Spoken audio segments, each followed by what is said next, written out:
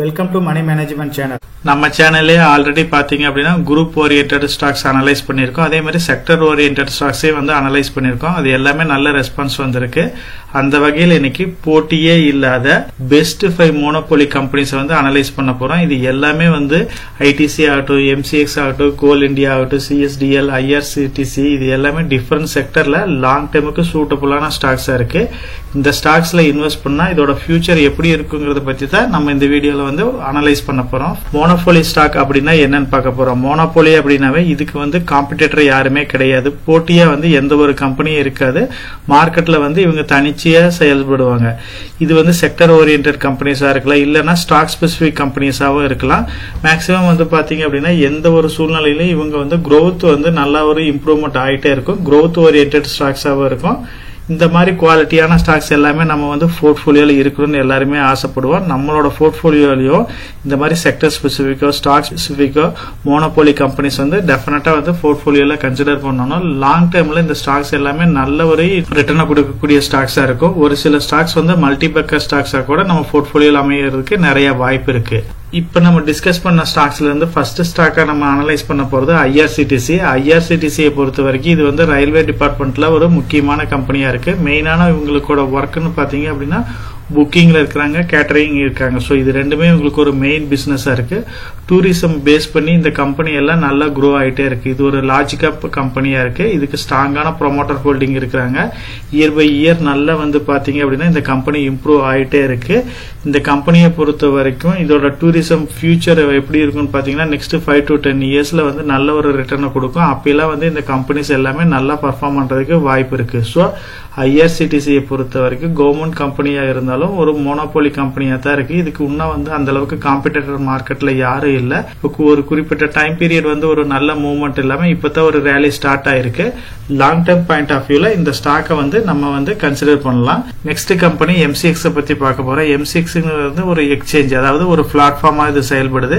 Commodity ட்ரேடிங்க்கு வந்து இது வந்து இன்ட்ரோடியூஸ் பண்ணாங்க 2003ல. நார்மலா மார்க்கெட்டை பொறுத்த வரைக்கும் ஷேர்ஸ் வாங்குறதுக்கு விற்கிறதுக்குன்னு பாத்தீங்கன்னா பிஎஸ்சி இருக்கு, என்எஸ்சி இருக்கு. அந்த மாதிரி கமோடிட்டி பையிங் செல்லிங்க்கு வந்து பாத்தீங்க அப்படின்னா இந்த எக்ஸ்சேஞ்ச் வந்து இன்ட்ரோடியூஸ் பண்ணாங்க. 2003ல வந்து இன்ட்ரோடியூஸ் பண்ணாங்க. இது இல்லாம எம்சிஎக்ஸ் இல்லாம பாத்தீங்க அப்படின்னா என்சிடிஎக்ஸ் ஒரு பிளாட்ஃபார்ம் இருக்கு. ஆனா மேக்சிமம் இந்த எனர்ஜி செக்டர் ஆகட்டும், மெட்டல், இந்த மாதிரி ட்ரேடிங் எல்லாமே வந்து ஒரு 92% பக்கமா எம்சிஎக்ஸ் மூலமா தான் ட்ரேடிங் நடக்குது. ரிமைனிங் 8% வந்து என்சிடிஎக்ஸ் வழியா ட்ரேடிங் நடக்குது. ஸோ மேக்சிமம் வந்து பாத்தீங்க அப்படின்னா எம்சிஎக்ஸ் தான் மார்க்கெட்ல லிஸ்ட் ஆயிருக்கு. என்சிடிஎக்ஸ் வழியா அந்த அளவுக்கு ட்ரேடிங் நடக்கிறது இல்ல. மேக்சிமம் இதுல வந்து நடக்கிற பிசினஸ் எல்லாமே வந்து பாத்தீங்க அப்படின்னா ஃபியூச்சர் அண்ட் ஆப்ஷன் பேஸ் பண்ணி தான் நடக்குது. இந்த மார்க்கெட்ல வந்து டெரிவேட்டிவ்ஸ் வந்து நடக்கிறது கிடையாது. மேக்சிமம் இந்த மார்க்கெட் வந்து ஈவினிங் டைம்ல தான் வந்து ஒர்க் ஆகுறதுனால மார்க்கெட் ட்ரேடிங் டைம் இல்லாத ஈவினிங் டைம்ல இருக்கிறதுனால எல்லாத்துக்குமே இது கன்வீனியன்ட் டைமா இருக்கு. ஸோ இப்போ வந்து கமோடிட்டிஸ்ல மக்கள் வந்து நிறைய ட்ரேடிங் நடந்துட்டு இருக்கிறாங்க. ஃபியூச்சர்ல வந்து இந்த மார்க்கெட்டும் வந்து நல்லா டெவலப் ஆகிறதுக்கு நிறைய பாசிபிலிட்டிஸ் இருக்கு. அப்படி இந்த மார்க்கெட் டெவலப் ஆகிறப்ப இந்த இண்டெக்ஸ், அதாவது இந்த ட்ரேடிங் பிளாட்ஃபார்மே நம்ம பை பண்றதுனால நமக்கு வந்து ஒரு நல்ல ரிட்டர்னை கொடுக்கறதுக்கு நிறைய பாசிபிலிட்டிஸ் இருக்கு. நெக்ஸ்ட் ஸ்டாக்கா நம்ம அனலைஸ் பண்ண போறது சிடிஎஸ்எல், அதாவது சென்ட்ரல் டெபாசிட்டரி சர்வீஸ் லிமிடெட்னு சொல்லுவோம். இது வந்து பாத்தீங்க அப்படின்னா கிட்டத்தட்ட ஷேருக்கு வந்து ஒரு லாக்கர் மாதிரி தான் வந்து ஃபங்க்ஷன் ஆகுது. ஒரு ஏஜென்சின்னு கூட சொல்லலாம். எதனாலன்னு பாத்தீங்க அப்படின்னா இவங்க வந்து இருக்கிற டிமெட் அக்கௌண்ட், இந்த ஷேர்ஸ் எல்லாமே வந்து ஒரு டிஜிட்டல், அதாவது ஆன்லைன் பிளாட்ஃபார்ம் வழியா டிஜிட்டலா மெயின்டைன் பண்றாங்க. அதுதான் வந்து இவங்களோட மெயின் ஃபங்க்ஷனா இருக்குது. மேக்ஸிமம் டிமேட் அக்கௌண்ட் வந்து இவங்க தான் வந்து எலக்ட்ரானிக் ஃபார்ம்ல வந்து மெயின்டைன் பண்ணிக்கிட்டு இருக்காங்க. சிடிஎஸ்எலோட பிரைமரி ஆப்ஜெக்ட் யாருன்னு அப்படின்னு பாத்தீங்க அப்படின்னா பிஎஸ்சியை தான் சொல்லலாம். சிடிஎஸ்எலுக்கு ஒரு காம்படிட்டரா இருக்கிற கம்பெனி அப்படின்னு பாத்தீங்க அப்படின்னா என்எஸ்டிஎல் இருக்கு. என்எஸ்டிஎல் வந்து இன்னும் மார்க்கெட்ல வந்து லிஸ்ட் ஆகல. சோ இது வந்து என்எஸ்சியை பேஸ் பண்ணி ஒர்க் ஆயிட்டு இருக்கு. மேக்ஸிமம் வந்து பாத்தீங்க அப்படின்னா இப்ப மார்க்கெட்ல லிஸ்ட் ஆயிருக்கிறதுல ஒரு சென்ட்ரல் டெபாசிட்டரி சர்வீஸ் ஒரு ஸ்ட்ராங்கான கம்பெனி அப்படின்னு பாத்தீங்க அப்படின்னா சிடிஎஸ்எல் தான் சொல்லணும். இவங்க வந்து ஃபியூச்சர் வந்து எல்லாமே வந்து டிஜிட்டல் ஃபார்மேட்ல தான் இருக்க போகுது. அதனால இந்த கம்பெனியும் வந்து நல்ல ஃபாஸ்டா மார்க்கெட்ல மூவ் ஆகிறதுக்கு நிறைய பாசிபிலிட்டிஸ் இருக்கு. நெக்ஸ்ட் ஸ்டாக்கா நம்ம டிஸ்கஸ் பண்ண போறது கோல் இண்டியா. கோல் இண்டியா பாத்தீங்க அப்படின்னா மினிஸ்ட்ரி ஆஃப் கோலுக்கு கீழே வந்து இந்த கம்பெனி லிஸ்ட் ஆயிருக்கு. அது இல்லாம பாத்தீங்க அப்படின்னா கோல் தான் வந்து மெயினான சோர்ஸா இருக்கு. நிறைய மைனிங் சரி, ரிஃபைனரிஸுக்கு சரி, கோல் இல்லாம எதுவுமே பண்ண முடியாது. கோல் இண்டியாவை பொறுத்த வரைக்கும் வேர்ல்டுலயே பிகெஸ்ட் கம்பெனியா இருக்கு கோல்ட் செக்டர்ல. அது இல்லாம இது ஒரு லார்ஜ் கேப் கம்பெனியா இருக்கு. ஸ்ட்ராங்கான பினான்சியல் சப்போர்ட்ஸ் இருக்கு. அது இல்லாம ஸ்ட்ராங்கான ப்ரொமோட்டர் ஹோல்டிங் இருக்கு. இதெல்லாம் வந்து இந்த கம்பெனிக்கு வந்து கொஞ்சம் பாசிட்டிவா பாக்குறோம். கோல் இந்தியாவை பொறுத்த வரைக்கும் ஒரு கவர்மெண்ட் கம்பெனியா இருந்தாலும் நல்ல இம்ப்ரூவ்மெண்ட் காமிச்சிட்டு இருக்கிற ஒரு கம்பெனியா தான் ஃபங்க்ஷன் ஆயிட்டு இருக்கு.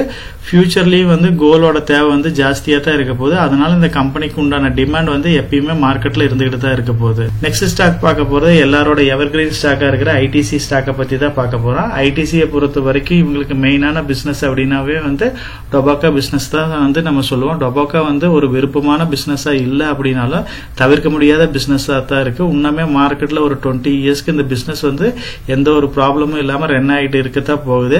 ஆனா இவங்க வந்து டொபாக்கோ பிசினஸ்ல மட்டும் இல்லாம ஐடிசியை பொறுத்த வரைக்கும் எஃப்எம்சிஜிலயும் இருக்காங்க, பேப்பர் போர்டிங் அண்ட் பேப்பர் பேக்கேஜ்லயும் இருக்காங்க, ஹோட்டல் பிசினஸ்லயும் இருக்காங்க, ஐடிலயும் இருக்காங்க, அக்ரி பிசினஸ்லயும் இருக்காங்க. ஆனா இந்த எல்லா பிசினஸ்ல இருந்தாலும் இவங்களுக்கு மெயினான பிசினஸ் அப்படிங்கறது டொபாக்கோ பிசினஸ் தான் நம்ம சொல்லணும்.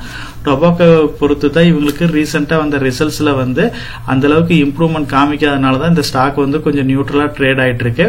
கூடிய சீக்கிரம் வந்து இந்த பிசினஸ்ல இருந்து ஐடிசி ஹோட்டலை வந்து தனியா பிரிக்க போறாங்க. அதுவுமே இந்த கம்பெனில இருக்கிற அதர் குரூப் ஆஃப் கம்பெனிஸ் எல்லாமே பிரிக்கிறதுக்கு வாய்ப்பு இருக்கு. அப்படி பிரிக்கிறப்ப அப்படின்னா டொபாக்கோவை பொறுத்த வரைக்கும் ஐடிசி வந்து தனியா ஃபங்க்ஷன் ஆகிறதுக்கு நிறைய வாய்ப்பு இருக்கு. இவங்களுக்கு போட்டி அப்படின்னு பாத்தீங்கன்னா இவங்களுக்கு மார்க்கெட்ல வந்து எப்பயுமே டொபாக்கோ பிசினஸ்ல வந்து ஒரு நெகட்டிவான பிசினஸா இருக்கிறதுனால எப்ப வேணாலும் ஏதோ ஒரு ப்ராப்ளம் வர்றதுக்கு வாய்ப்பு இருக்கு. கவர்மெண்ட் சைடு ஆகட்டும் இல்ல அதர் சோசியல் ரெஸ்பான்சிபிலிட்டிஸ் இருக்கிற கம்யூனிட்டி வைஸ் வந்து ஏதோ ஒரு ப்ராப்ளம் வர்றதுக்கு வாய்ப்பு இருக்கு. அப்படி வந்துச்சு அப்படின்னா இந்த ஸ்டாக் வந்து கொஞ்சம் அஃபெக்ட் ஆகிறதுக்கு நிறைய வாய்ப்பு இருக்கு. அது இல்லாம இவங்க அதர் பிசினஸ்ல என்ட்ரி கொடுக்கறதுனால நிறைய காம்படிஷன் இருக்கு. இவங்க ரெகுலரா வந்து இவங்க ப்ராஃபிட் எல்லாம் வந்து இம்ப்ரூவ் பண்ணி காமிக்க வேண்டியது இருக்கு. இவங்களோட பிசினஸ் ப்ராடக்டை வந்து அப்கிரேட் பண்ண வேண்டியது இருக்கு.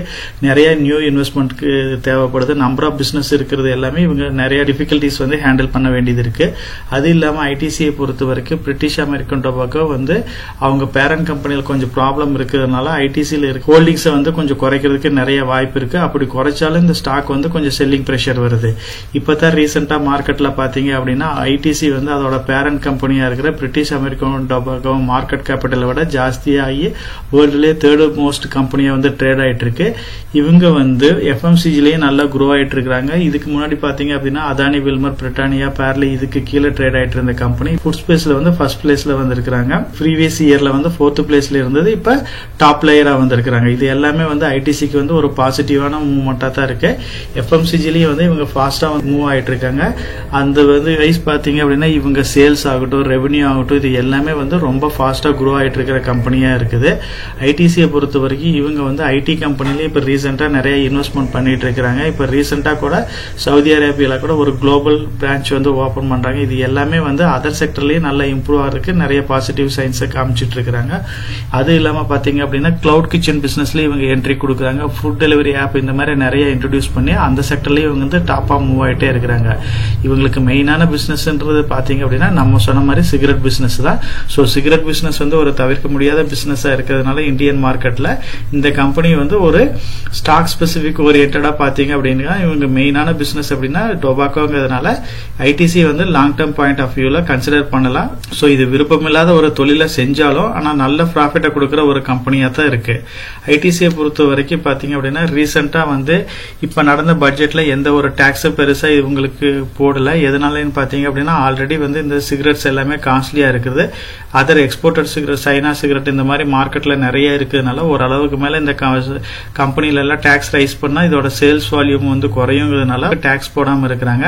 அதை பேஸ் பண்ணி இப்ப ரீசெண்டா முடிஞ்ச பட்ஜெட்லயும் எந்த ஒரு டாக்ஸ் இல்லாதனால இந்த கம்பெனியோட புரோக்கரேஜ் ஃபர்ம்ஸ் வந்து நிறைய பையிங் ரெக்கமெண்டேஷன்ஸ் கொடுத்திருக்காங்க. ஜெஃப்ரிஸ் பாத்தீங்க அப்படின்னா இப்ப இருக்கிற பிரைஸ்ல இருந்து 520 ரூபாய் வரைக்கும் போறதுக்கு வாய்ப்பு இருக்கு அப்படின்னு இருக்காங்க. HSBC பாத்தீங்க அப்படின்னா இதோட பிரைஸ் 480 ரூபாய்க்கு போறதுக்கு வாய்ப்பு இருக்கு அப்படின்னு இருக்காங்க. மார்கன் ஸ்டான்லி வந்து 491 ரூபாய் வரைக்கும் போறதுக்கு வாய்ப்பு இருக்குன்னு இருக்காங்க. MK குளோபல்ஸ் வந்து பாத்தீங்க அப்படின்னா இதோட டார்கெட் பிரைஸ் வந்து 520 ரூபாய்னு கொடுத்திருக்காங்க. சோ அந்த அளவுக்கு மூவ் ஆகிறதுக்கு நிறைய பாசிபிலிட்டிஸ் இருக்குன்னு இருக்காங்க. நோவாமா வந்து பாத்தீங்க அப்படின்னா இதோட டார்கெட் பிரைஸ் வந்து 560 ரூபாய்ன்ற ரேஞ்சில் கொடுத்திருக்காங்க. 19% வந்து ஒரு ஹைக் இருக்கிறதுக்கு பாசிபிலிட்டிஸ் இருக்கு அப்படின்னு. இன்வெஸ்டிகோ பாத்தீங்க அப்படின்னா டார்கெட் பிரைஸ் வந்து 500 ரூபாயா கொடுத்திருக்காங்க. மோதிலா அஸ்வான் பாத்தீங்க அப்படின்னா இதோட டார்கெட் பிரைஸ் வந்து 515 ரூபாய்னு கொடுத்திருக்காங்க.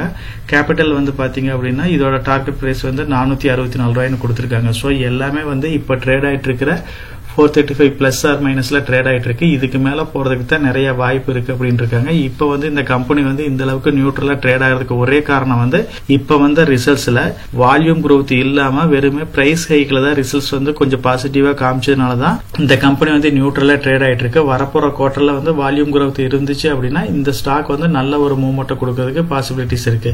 இந்த மாதிரி ஸ்டாக்ல எல்லாமே நம்ம லாங் டேர்ம் பாயிண்ட் ஆஃப் வியூல எஸ்ஐபில கூட இன்வெஸ்ட் பண்ணலாம். அப்படி இல்லை அப்படின்னாலும் லம்சம் மோட்ல இன்வெஸ்ட் பண்ணாலும் நல்ல ஒரு ஹியூஜான ரிட்டர்ன் கொடுக்கறதுக்கு நிறைய வாய்ப்பு இருக்கு.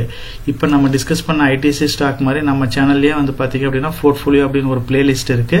அதுல வந்து பாத்தீங்க அப்படின்னா லாங் டைமுக்கு சூட்டபிளான ஸ்டாக்ஸை பத்தி நம்ம டிஸ்கஸ் பண்ணிட்டு இருக்கோம். போர்ட்ஃபோலியோ பிளேலிஸ்ட்டை ஃபாலோ பண்ணீங்க அப்படின்னா உங்களுக்கு வந்து உங்களோட போர்ட்ஃபோலியோ ஹெல்த்தியா பில்ட் பண்றதுக்கு எல்லா வகையிலையும் சப்போர்ட்டிவா இருக்கும். நம்ம சேனலை பொறுத்த வரைக்கும் சப்ஸ்கிரைப் பண்ணிட்டு ஒரு 45% பாக்குறாங்க, சப்ஸ்கிரைப் பண்ணாம ஒரு 55% பார்த்துட்டு இருக்காங்க. சப்ஸ்கிரைப் பண்ணாதவங்க நம்ம சேனலை வந்து சப்ஸ்கிரைப் பண்ணி சப்போர்ட் பண்ணுங்க.